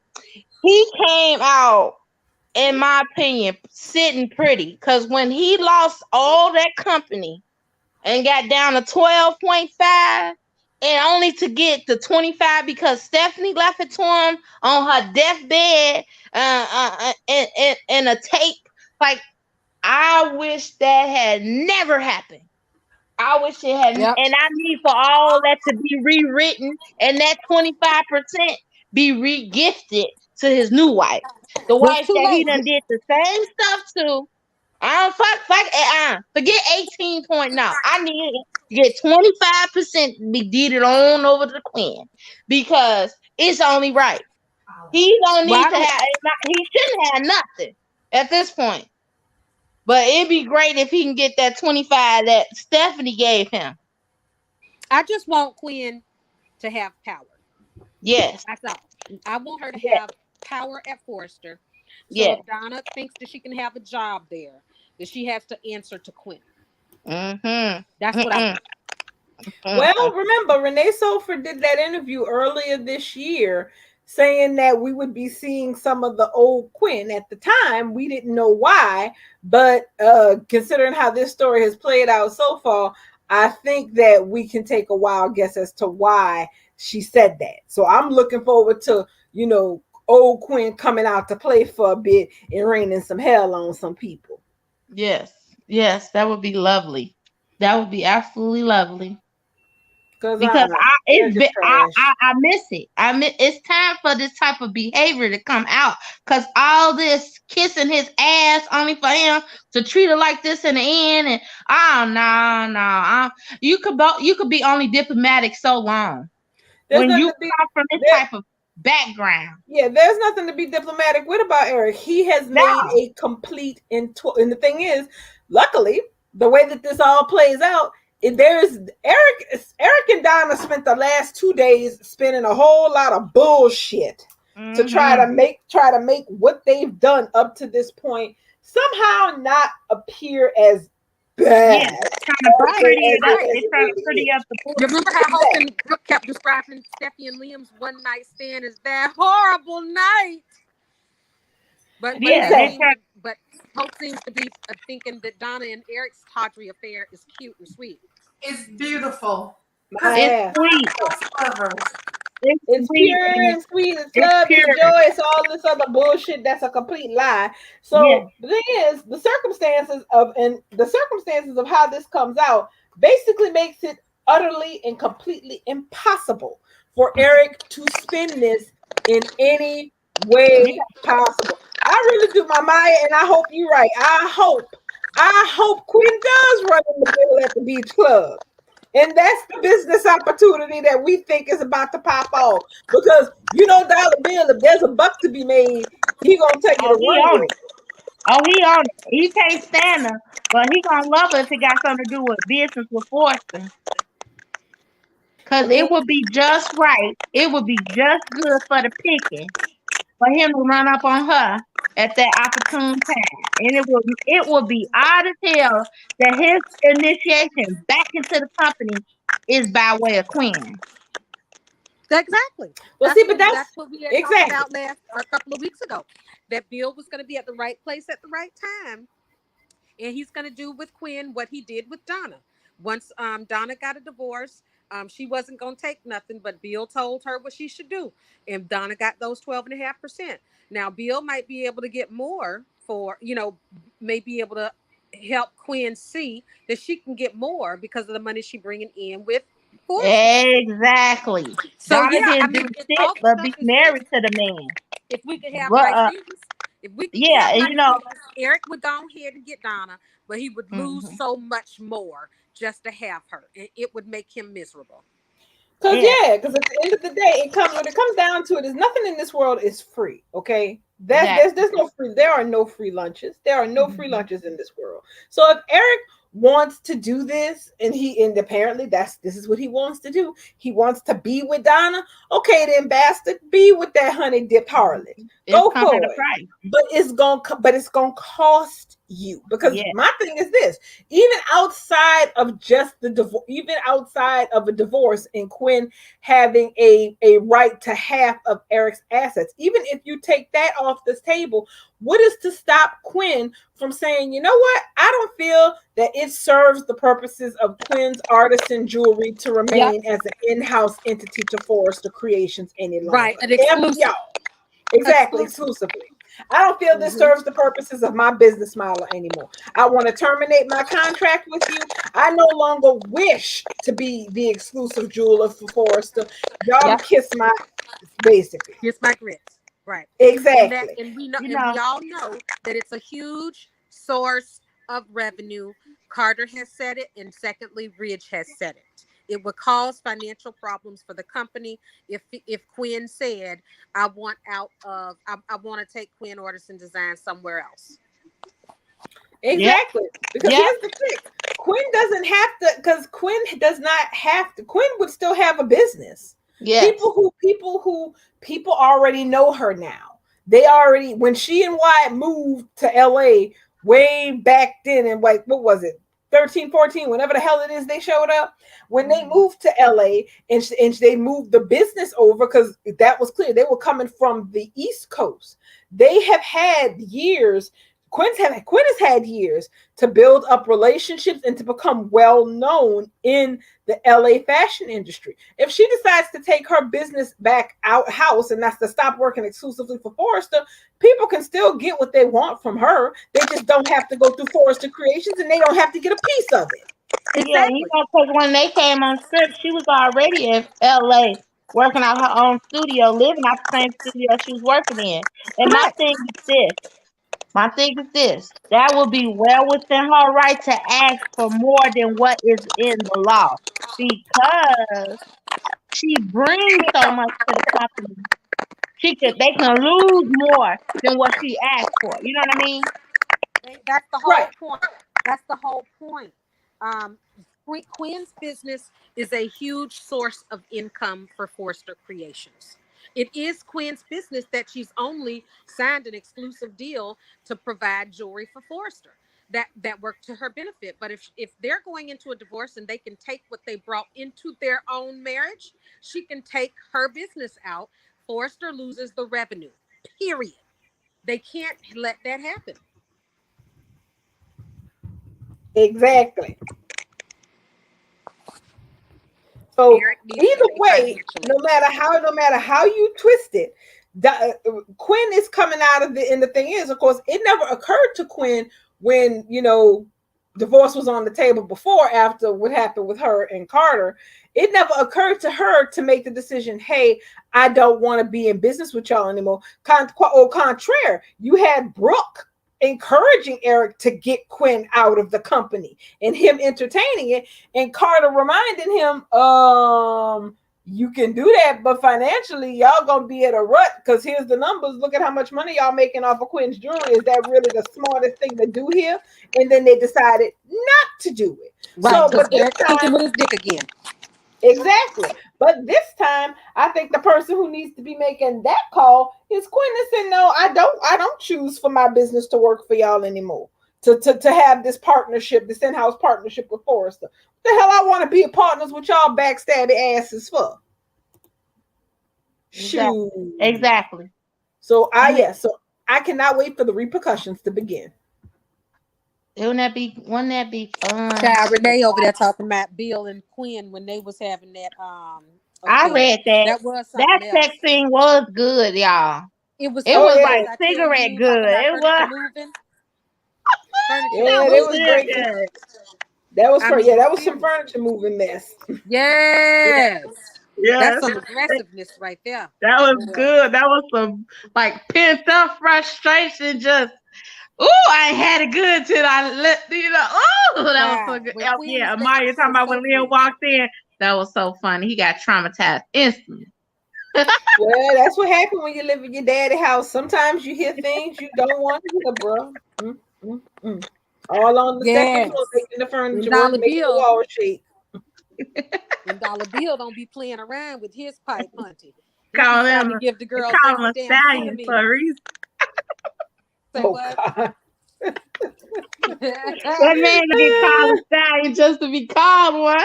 Nah, he be trying to give her every centimeter, not every inch. He be trying to give him every centimeter, every millimeter of that thing. I want to Every bit of that inkling. ever because that can happen again. I would love to see Bill and Quinn hooking up again, partners in crime and just fuck buddies. Yeah, I'm all right with that. They're so volatile together. I'm cool with that. Hate sex. I She mean, ain't got her I mean, back blown out in a while too. Right. who? Bill. Quinn. Quinn ain't got that You blown know, out you know, with Carter. So Quinn- it'd be just right. She hooked back up with Bill, and you know he ain't had none on screen. You know Yeah, he Bill been has paying been dry. Katie. Years and years. Bill has been dry for years. Yeah, Like so 4 you years. know, I would need them to get it on. Last time he done had some, you know, he got it from Steffi. No, when was the last time Bill had No, sex? Katie. It wasn't Steffi, was it? No, it was Katie. Him and Katie got back together. And then Yes, it blew up, and then it blew up in his face when that video of I know, I'm just saying, but they wasn't in no bed together. Last time he was in the on bed with a screen. woman was with Steffi. Yeah, on screen. So Right. we could say that Bill ain't had sex and Steffi because wait a minute. Yeah, we could say that because I remember when Bill and Katie got back together, this was before the kidney thing, right? Mm-hmm. That's right. Mhm. Because I wasn't really watching She then, was but I trying to was take reading it Twitter slow with him. and clips. Exactly. She Because was taking and it slow Donna, with remember Mhm. Donna and Katie went to Brooke's house because Katie was thinking about taking Bill back. And of course, they always have to ask Brooke, do she still want Bill before Katie can consider going with him? So I Right. remember that conversation. Right. And that's when she decided she would give him another chance. But they never got engaged or anything. So all we could say is that they may have been seeing each other, but we don't know that they have been sexual. So I'm No. gonna have to agree with Can. That Yeah, Bill I don't ain't think had they. no since Steffi. And it's like if he had been intimate with Katie, it would have been shown because they had been apart for so long. They would have made a big scene out of it. And You this know, was all before COVID, so there was no guidelines for intimacy or Right. anything at this time. I don't think that Bill and Katie. Yeah, I'm probably gonna have to go with there. Probably won't. I'm probably gonna have to go with that. And so if that is the case, and even if it was the case, that was still a lot of years. 3 years ago. Yes. Right. Yes. Yeah. So still a long time. Bill has been tried. No. Oh, Wait, no, that's 4 years ago, y'all. I got a question. Has anybody heard 2018. anything about Katie and Thomas? I thought it was in 2020. I thought it was in 2020 when that whole mess got blown up in Brooke and Bill's face. No, ma'am. No, I'm talking. That was 2019 because that's when Ridge. That was just because before the pandemic. that was the culmination of the Ridge going to Vegas they had to be the end of 2019. That was the early part of 2020, y'all. That was just before COVID. Because remember, those was one of the That's what I thought. Right. That was one of the last scenes where somebody was actually kissing on scene before all the restrictions. And it was before everything went to hell and they shut down for those months. Right. Oh, wait. Amaya said it was March of 2020. Right. See, so yeah, that was right before COVID. So Right, that was the last big gathering that had a lot of cast in it. So if that's when the revelation of the Brill kiss happened, Katie and Bill was together late 2019 in early 2020. I don't recall seeing an intimate scene between them. No, me neither. And not even a mention of it, because Katie was trying to take it slow because she was trying to make sure that he didn't have no feelings for Brooke still. Like it was just some she was teetering with. Like, well, I remember the reason there's confusion about this is because Bold is lazy when it comes to the script, and there was a confusing scene right before this all popped off where Wyatt was talking to Bill like he and Katie had gotten remarried. And at the time, it caught everybody on the side. It's like it caught everybody off guard because people were like, wait, if Katie and Bill got remarried, why wasn't this addressed on the show? That could have just been the show being lazy. But based on that conversation and the fact that, you know, they're exes and they have a kid, I just assumed that they were keeping common quarters with each other. But irregardless, either way, whether he was sleeping with Katie or not, the bottom line is Bill ain't had none in a hot minute. A hot minute. And and that happened with Steffi in 2018. It's 2020. 2022. That's 4 years. That's a long time for a hot young virile stallion interview without. So did anybody see any spoilers about Katie and Thomas being together? No, I haven't. Me neither. So somebody said that they saw something on Instagram, but I checked all my pages on Instagram and I never saw nothing about Katie and Thomas. I'm back. Did somebody say Katie and Thomas? Yeah. Girl. They were asking if we saw anything about Katie being with Thomas. Right. That's what somebody said online on Twitter, and they said they saw something on Instagram, and I checked the pages that I follow on Instagram, and I didn't see anything. No, Yeah, that would be a series pretty and big fake spoilers. spoiler. You saw it on Queen Google. Libra and Amaya, Google. they both saying the same thing. That and Queen Libra saying it's on Google, but Amaya saying it's just theories and fake spoilers. Google. Oh, Okay, it's the fake I spoilers. believe that. Okay. Yeah, It's basically it's speculation. right. Probably Okay. fan Right. with their hopes and wishes. Well, I mean, I'm ready to get Taylor and Ridge out of that Forrester Creations office. Is anybody tired of their ass being in that office? they've been there. Yeah, they've been there all week. Yeah. I hate this. I hate when I have to see the same things over and over and over. Yeah. I love Taylor. I love Ridge, but I would love for them to just be on a different set.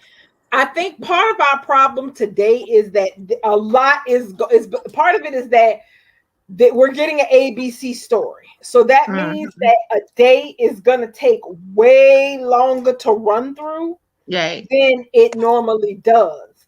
And so right now, Taylor and Ridge they're the exposition spot in the storyline. Okay, they're just supposed to be there for story exposition. First, Ridge was mentioning about this BS about Carter to Taylor when she first walked in the door. Then they got the news about Sheila.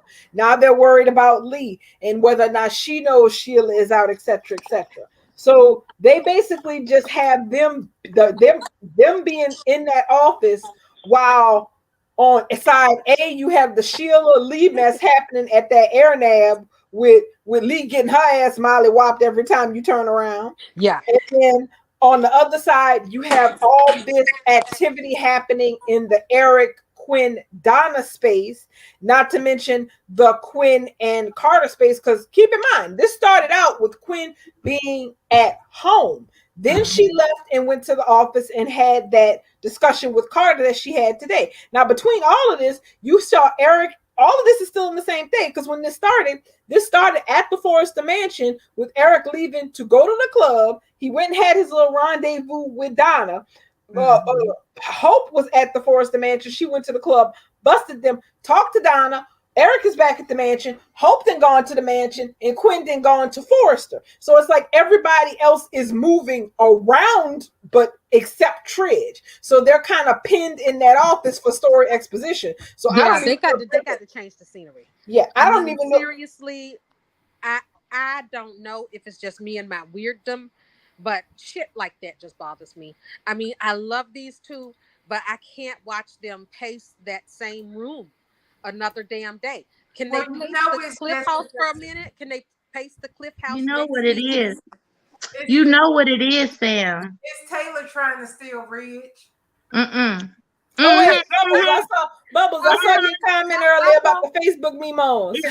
You know what it is? It's just so they can keep them in a common place where all this sexual energy won't be riled up and Taylor won't be using her womanly ways to get Ridge back. So that's what that is. You know, Ridge like to have sex in the office, so that's the wrong. That's right. Yeah, Ridge has made his business to have sex in every office he ever had. The And other steam people room, offices dog. too. Exactly. Right. So yeah, the steam rooms everywhere. So Ridge don't care nothing about that. But I can't see, I just can't. You gonna give me the same conversation, the same clothes, the same people. Can you at least change the place? Just do the Yeah. minimum. Just do the minimum for me. I love them. Well, you And I know love what they that ain't outfit gonna. Taylor is wearing. She can wear it every day for the rest of the year, and I'm still gonna love it.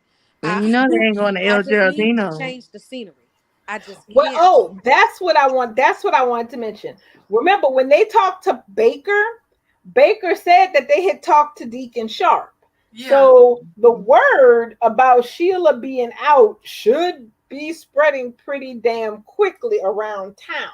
If they're talking to the people who they know should have a concern about her being a free agent again. Yeah. Well, they've pretty much kept that under wraps so far. I mean, Sheila's escaped, and like you said, they've only known just this part of the day because the day started with other things going on.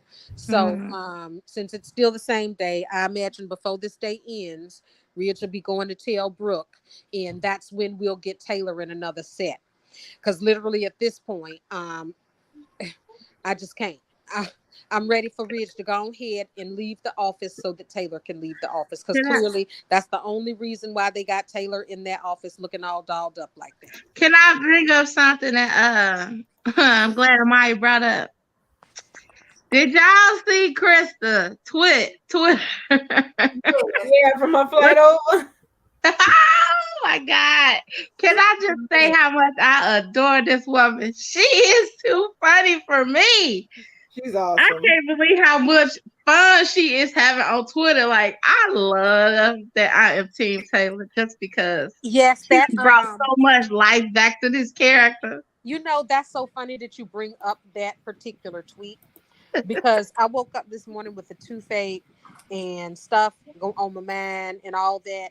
And literally, when I rolled over and I picked up my phone and saw that tweet that she woke up with that lady staring at her and wasn't blinking, I died. I was like, I'm glad that somebody can wake up in the morning and find the humor in the weirdness of life. I mean, I was just like, my tooth is hurting and I'm mad, literally. And that made me smile. Like that was something else. I put a Why did it take me so long to realize that was a brochure cover? I'm like, why was the lady staring at her? It's on the magazine, girl. She wasn't there for real. Exactly. Like, it took me a minute. Like I was like, what? Why is she staring at her for real? Like, got Just smiling. Just right. smiling. Like, okay. Not blinking. Right. Yeah, she is a doll. Yeah, you'd be like, they got staring problems on that damn plane. What's wrong with this? She is an absolute doll. Can you imagine being around her all day? Oh my She's God, I damn nuts. can't. I mean, I can't. I can imagine. She is an absolute jokester. Like she like freaking funny. Like I love that she is Taylor because she make being Team Taylor fun again. Like I Yes. love this energy. Yes. Thank you. Whoever casted this woman to be Taylor. Not only do she pair well with Matt and JMW, and obviously with Thorsten. Like it's amazing how good she is with these fans, everything. But she flows well within this script and within the with us With as the fans. cast. She Mm-hmm. fits right into the cast. Yes. To me, like that's the way I feel also about Naomi Matsuda though. From the day I first saw Naomi Matsuda, I was just like, oh my God, I love her. And I loved her ever since. I hope that she gets to stick around. Me too. Do. They Me need too. to get our sis on contract. Mm-hmm. Yeah, I need them to go on and stop making her out to seem like she just so naive and just not with the shits. Like, Yeah. come on. I You need know how her to Bo- toughen up. Yeah, Bowl always go too far with the writing to me. They always just do too much. So they're going to have her doing out of character things. But I'm just hoping that once the storyline is over and Sin is reunited, that Lee goes back to being the perfectly wonderful mother-in-law Steffi had. That's all I'm Me hoping too. because Me too. Finn absolutely loves his mom Lee. That's why I said I'm We gonna reserve my opinion about her because everybody is on Twitter going crazy, on Instagram going nuts about all this stuff that she's saying about Steffi and Forrester. I said I'm gonna wait yeah, because it'll flip. It'll be one way now, and it'll flip and change to something different later. So I'm gonna wait to exactly. see how she talk and act when Finn wake up. Right. Till And I say even yeah, and even I'm willing to just let the whole story run its course until it's time for the reuniting. If Lee is back in pocket by the time Steffi and Finn reunite, I'm Gucci. I'm Gucci. I something. take her out of character for this one storyline. Mm-hmm.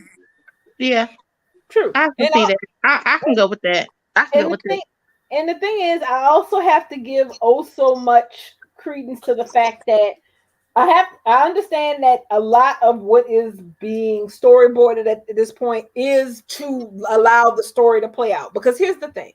If Lee called Steffi the second Finn flooded his eyes, there was no story.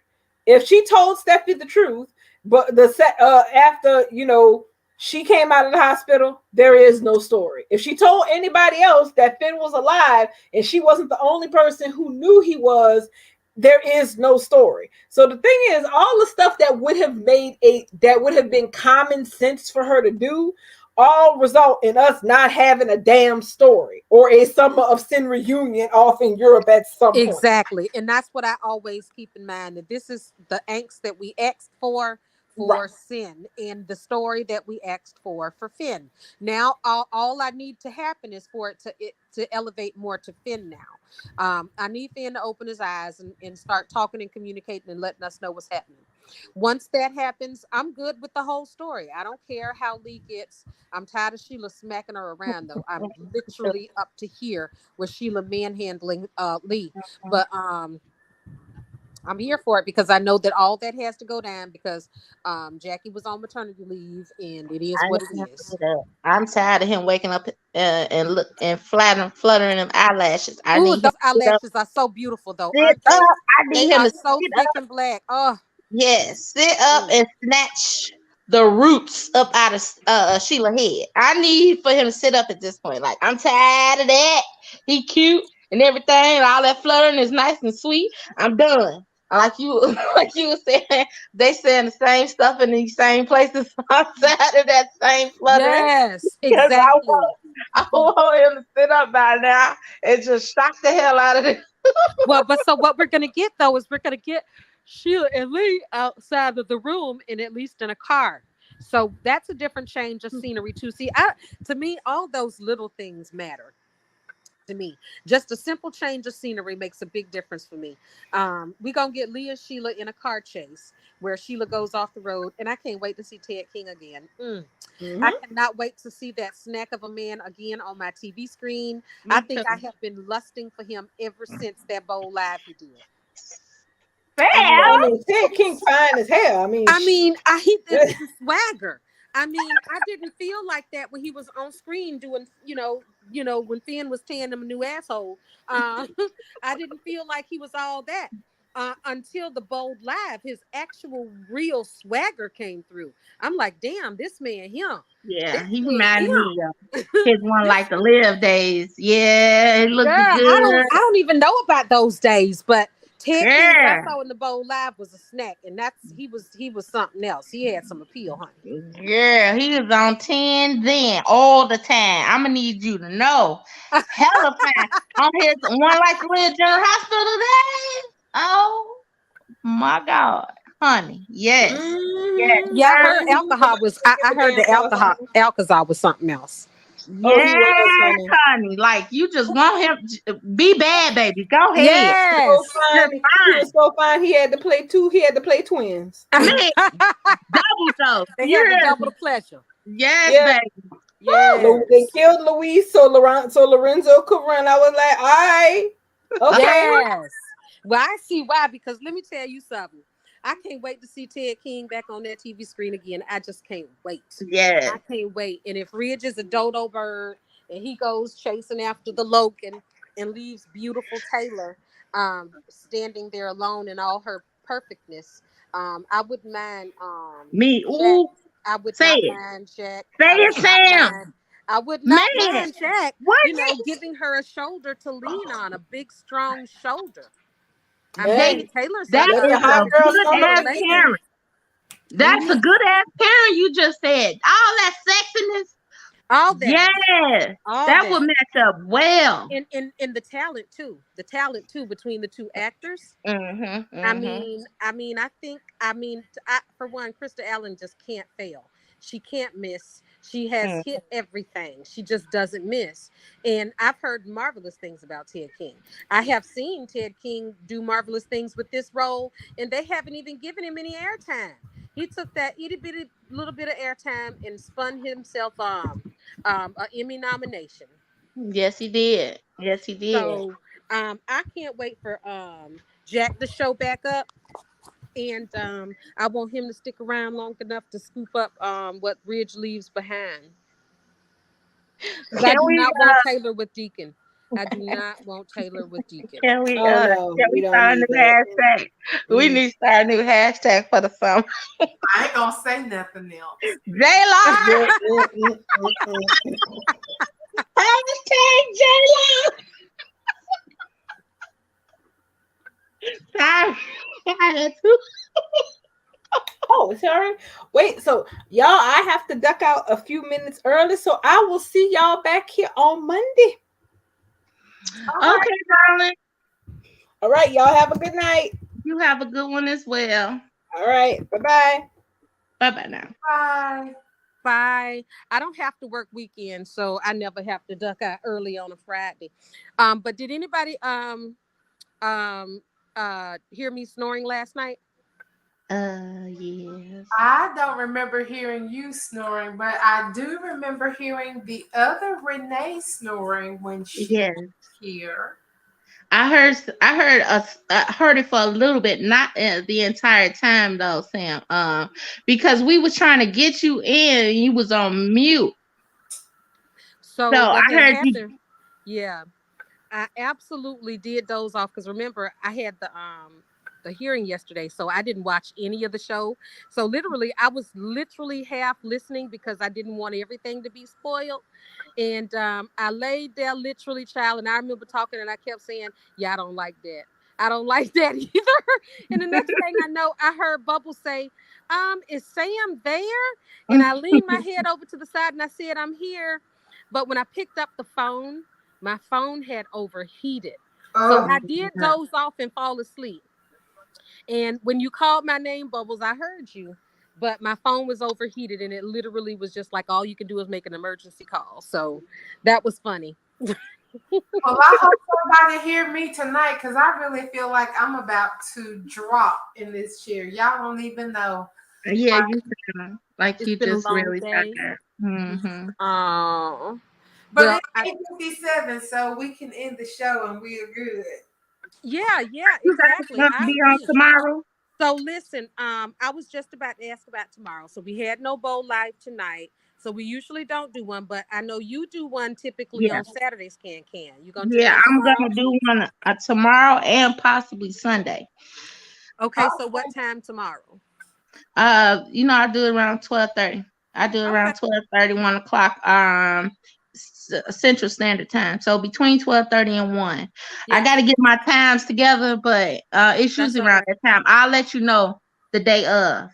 Send post it in the thing. You can so when you do spaces, you can create it for a later time. Mm-hmm. And then so go ahead and set it up. But then if you have to change the time, you can go with it and edit it, and it'll update. Right, and send the reminder. Right. Okay. Okay. Do that. Yeah. That way I'll know because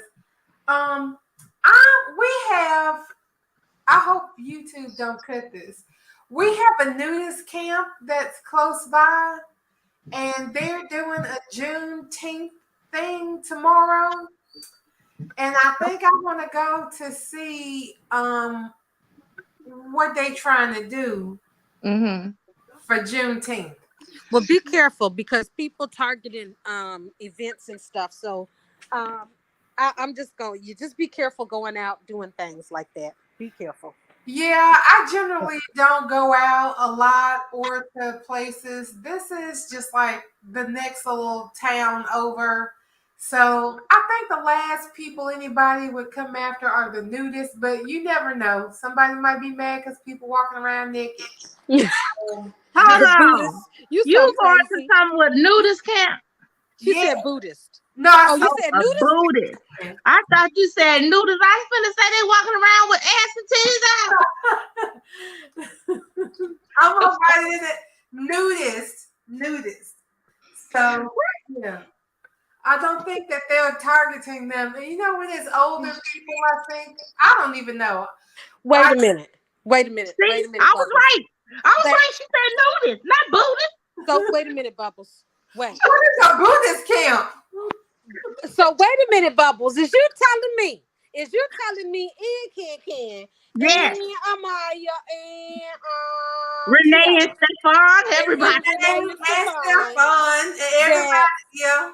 you finna go to a nudist Juneteenth celebration? Yep. All right, girl. All right, take pictures. Yeah, I don't think nobody gonna be able to hide no guns up in there. All right, exactly. That's yeah, the everybody's safest place pretty in safe. town. That's the safest place in town. The only thing you're allowed to have is a towel so that you can sit on it when you sit down in places like if you go to the pool or if you go out to a picnic table or something like that, you have to have a towel to sit on because you just can't put your bare ass on this stuff. Right. And they have like little cabins that you can rent if you want to stay. Or if you want to camp, you can get like a campground spot. But I looked into I'm so immature in my brain. Is there going to be like any dances? What's supposed to happen? No, they have like events and stuff. Like this is a barbecue. And then they're gonna have other events like games and stuff. So yeah. I guess they just said, let me pull it up. I'm gonna read it to y'all. And Renee asked, was it gonna be on Twitter? Yes, it's gonna be on Spaces. Twitter. It's gonna be on Twitter Spaces. Renee. I love you, Bubbles. That's so fun. Right? So burgers or hot dogs, chips and a drink at the volleyball court, then beach party games and music. Renee said, Beach take party games and music. So they will be dancing naked. Yeah. Renee said, take some pictures, girl. And you can't take pictures. They don't even let you take your camera. I don't think I'll be able to like have my phone when I'm out. It's just your towel and your drinks and your food, and that's it. You can't have anything out because they don't want people to feel uncomfortable. It's owned by a woman, and so she offers a free stay to women so they can come and know that they're going to feel comfortable and nobody's going to be like lecherous or anything like that. So it's pretty interesting. I just want to see who's showing up for Juneteenth because I think that's interesting that they're having a Juneteenth celebration. Yeah, and it just so happens to be a naked one. Exactly. And Exactly. I would like to see all my naked ancestors, all my naked sisters and brothers, and celebrate Juneteenth together. And then they have like truck races out there too. I don't know if they have truck races, and the races are followed by fireworks. So naked truck racing. Naked. Well, I don't know that the drivers are naked. The drivers can't be naked because if the cars crash and catch on fire, that's it. You ain't got no safety. So, but the drivers are clothed, but the fans that are sitting in the thing, I'm pretty sure them people ain't got no clothes on. Yeah. They sit on towels and maybe got but not. So, well, it is 9:03, y'all.